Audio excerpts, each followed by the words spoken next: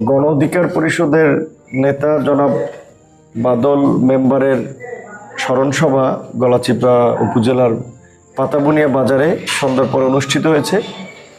আমরা সেই সমাবেশ শেষে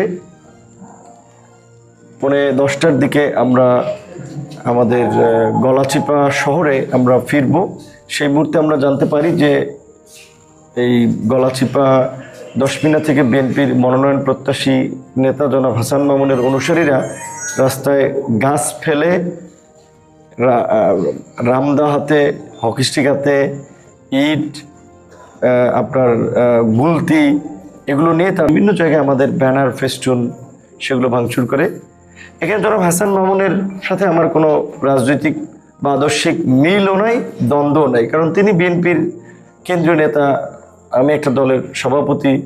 মিলের জায়গায় এটুকু আছে যে আমরা গণ অধিকার পরিষদ বিএনপির সাথে ফ্যাসিবাদ বিরোধী আন্দোলন করেছি, রাজপথে লড়াই সংগ্রাম করেছি, এখনও বিভিন্ন ইস্যুতে রাষ্ট্র সংস্কার, নির্বাচন, মৌলিক ইস্যুতে আলাপ আলোচনার মধ্যে দিয়ে একসাথে কাজ করার চেষ্টা করি জাতীয় পর্যায়ে থেকেও।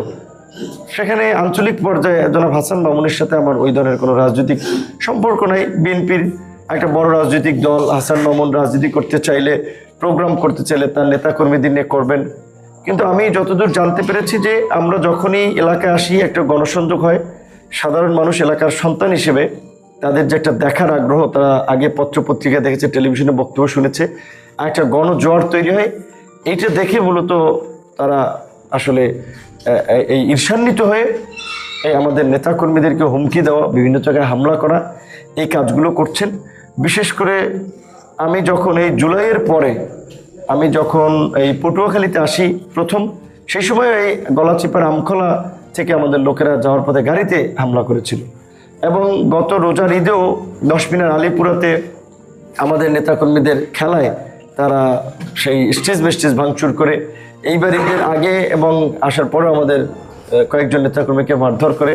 এবং আজকে দুপুরবেলা আমাদের নেতা কর্মী সহ আমরা যখন এই গণসংযোগে আসতেছিলাম গলাচিপাতে, তারা সেখানে একটি হামলা করতে চেয়েছিল, আমাদের লোকসংখ্যা বেশি থেকে পারে নাই। তো এখন একটা ঠুনকো অভিযোগ তুলে যে তারা আজকে এই পরিস্থিতি তৈরি করলো, এটা অত্যন্ত নিন্দনীয় ঘটনা, একটি অনাকাঙ্ক্ষিত ঘটনা।